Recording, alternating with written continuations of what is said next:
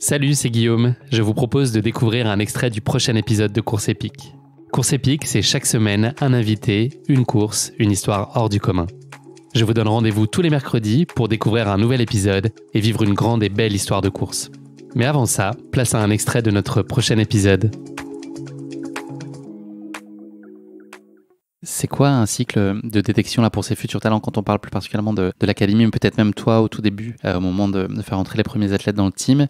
On parle de combien de temps d'observation? Au bout de combien de temps on peut avoir une vue assez précise sur le potentiel d'un athlète durablement pour éviter l'épiphénomène ou la performance un peu hasardeuse, mais être sûr qu'on mise sur les bonnes personnes, que les valeurs qui sont évidemment, je pense, un critère de tout premier plan pour le choix de vos futurs membres du team, que tout ça, on est bien aligné, bien raccord. Est-ce qu'il peut y avoir parfois un enjeu autour de prendre vite des décisions parce que potentiellement c'est des athlètes qui intéressent beaucoup de monde? Ou est-ce que le but du jeu, c'est de pas se précipiter, de prendre une grande respiration, d'être sûr de faire le bon choix parce que c'est un engagement de long terme et qu'on doit être sûr de là où on va et puis de la promesse qu'on a aussi en capacité de tenir pour ces talents? Alors c'est vrai que c'est une super question parce qu'aujourd'hui, nous, c'est la question fondamentale, c'est comment créer la meilleure équipe possible. Et ça, en fait, ça veut tout dire parce qu'aujourd'hui, on a peu de place. On veut vraiment faire dans de la qualité et pas de la quantité. Donc, on limite vraiment le nombre de places. Tu vois, moi, je limite à 7 athlètes au sein du team dans le modèle de fonctionnement actuel. Et à l'académie, on limite à 6 voire 7 si vraiment on a 7 super profils. Donc déjà, on a très peu de place, ce qui limite le choix. Et donc, qui limite le choix, le fait de se tromper de profil, tu vois. C'est que ça met quand même un peu alors, faut pas se tromper, quoi. Et aujourd'hui, c'est minimum 6 à 8 mois de veille sur des athlètes. Et en fait, c'est plus ou moins rapide en fonction du feeling qu'on a avec l'athlète qui est en face. Tu vois, aujourd'hui, la clé qu'on a et qu'on veut garder, c'est le terrain. En fait, moi, ce qui m'intéresse de savoir, c'est pas les résultats ou sa communauté. Moi, ce qui m'intéresse de savoir, c'est comment est-ce qu'il va réagir en compétition, comment est-ce qu'il va réagir pendant une compétition, comment est-ce qu'il va réagir avec les gens, comment est-ce qu'il va réagir avec moi, comment il va le faire au premier abord, au premier regard, comment est-ce qu'il va le faire dans la suite de la relation. Et en fait, c'est vraiment là-dedans que moi, je puise toutes mes données pour savoir si ça peut matcher avec le groupe, s'il y a un vrai bénéfice, en tout cas humain, dans le groupe, donc de ne pas créer de concurrence en interne potentielle, savoir si ça me donne vraiment envie de bosser avec, parce que c'est un peu ça le gros sujet, c'est vraiment si moi ça me donne envie de bosser avec, et du coup de manière réciproque. Et ensuite, c'est ce qui nous rassure sur le potentiel de l'athlète. Tu le vois sur l'évolution de la performance, sur ses choix de compétition, sur le nombre de compétitions à laquelle il participe ou elle participe aussi. Et en fait, ça te donne quand même pas mal d'indications sur, OK, est-ce que c'est un profil qui veut courir 15 à 20 fois par an et qui peut se cramer tout de suite? Ou est-ce que c'est plutôt un profil prudent et qu'il faut plutôt challenger? Est-ce que c'est quelqu'un qui va être extrêmement extraverti et qu'il va falloir aussi trouver ou laisser de la place dans un groupe? Est-ce que c'est plutôt quelqu'un de timide? Donc c'est vraiment ça, c'est aller puiser dans les discussions, dans le contact humain, dans l'évolution de la personne dans une communauté, quoi, que ce soit en compétition, dans un groupe, etc. Et de là, en fait, après, moi, j'ai un fichier de veille avec 4, 5, j'ai 5 ou 6, en fait, on va dire critères. Et après, en fait, je me le note. Je me mets une note sur 10 sur chaque critère. Niveau sportif, carrière, potentiel, feeling, vision, communauté ou visibilité. Et après, du coup, je me fais un peu mes petites notes et je me dis, ouais, là c'est un profil vraiment qui ressort fort ou pas du tout. Ce que je comprends, c'est qu'il faut aussi être attentif à ne pas prendre des profils qui soient peut-être trop similaires.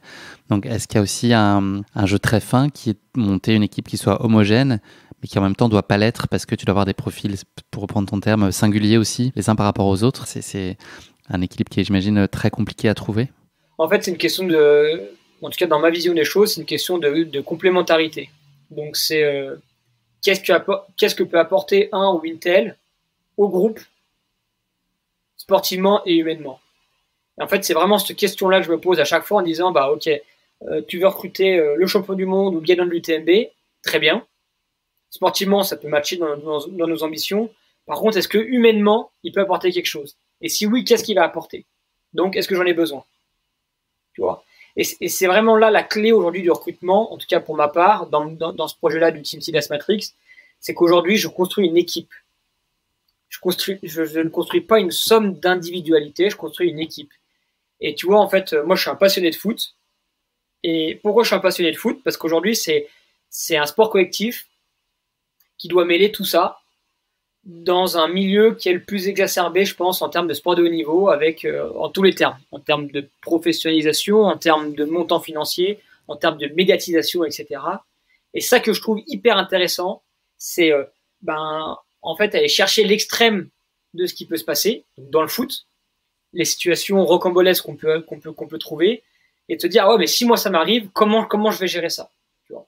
Donc, est-ce que je dois recruter 11 Mbappé ou 7 Mbappé, ou est-ce que je me dis pas plutôt, il me faut un ou deux profils qui peuvent, qui vont être à l'aise avec la lumière, qui vont aimer ça et qui vont s'en servir pour devenir des personnes à forte notoriété, et à la fois avoir des profils qui sont être un peu plus dans de la timidité ou dans de la singularité en termes de profil humain, pour à la fois accepter ça, tu vois, et trouver, et que chacun en fait trouve sa manière d'exister et qu'il soit pleinement épanoui humainement, ce qui permettra d'être complètement épanoui sportivement, et ce qui permettra derrière de faire du haut niveau, voire du très haut niveau, et que ça soit bénéfique et que ça ruisselle sur le staff, les partenaires et les autres athlètes, évidemment. Tu vois.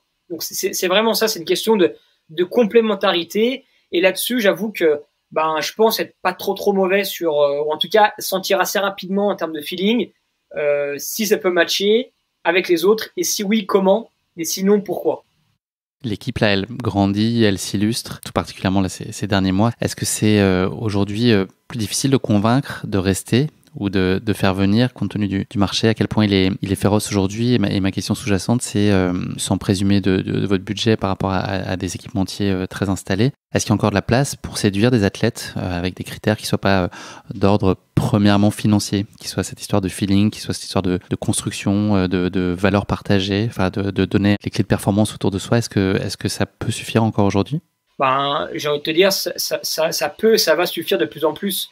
Aujourd'hui, je pense que j'ai reçu, faudrait que je compte, mais entre 150 et 170 demandes d'athlètes pour rentrer au sein du team. Alors de tout niveau, évidemment, hein, mais c'est quand même énorme.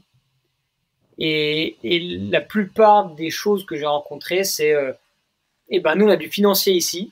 Alors oui, on a du financier, c'est cool, etc. Par contre, nous, ce qu'on cherche, c'est une équipe. C'est un groupe dans lequel à évoluer, un groupe dans lequel appartenir, et en fait, c'est une belle histoire à raconter. Tu vois, une aventure à vivre. Et aujourd'hui, j'ai été étonné du nombre d'athlètes élites avec qui j'ai discuté cette année qui ont envie et besoin de ça. C'est rassurant, enfin, c'est sain. Ouais, je pense que c'est hyper sain, et surtout, ça revient à l'essentiel. Ça veut dire qu'aujourd'hui, moi, ça me motive encore plus en me disant, en fait, j'ai les clés d'un camion qui est dans l'air du temps. J'ai les clés d'un camion qui fait que grandir et qui va encore, tu vois, on double encore de budget l'année prochaine.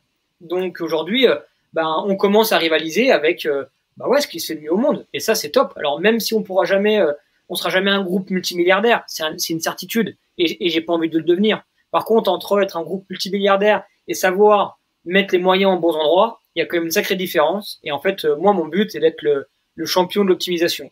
Me dire, en fait, chaque euro qui est gagné, en fait, il est dépensé au bon endroit, à l'endroit parfait. Et comme ça, en fait, ça permet à l'athlète de se dire, ok, moi, au lieu d'avoir une somme à 6 chiffres, peut-être que j'ai besoin d'avoir un petit peu moins. Par contre, d'avoir une enveloppe qui est dédiée à la performance derrière et qui est investie au bon endroit, tu vois.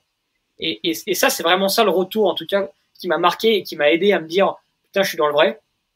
C'est qu'aujourd'hui, il y a beaucoup plus d'athlètes qui vont plutôt se dire, finalement, ce projet-là va être plus alléchant qu'un projet que financier, donc je m'y intéresse.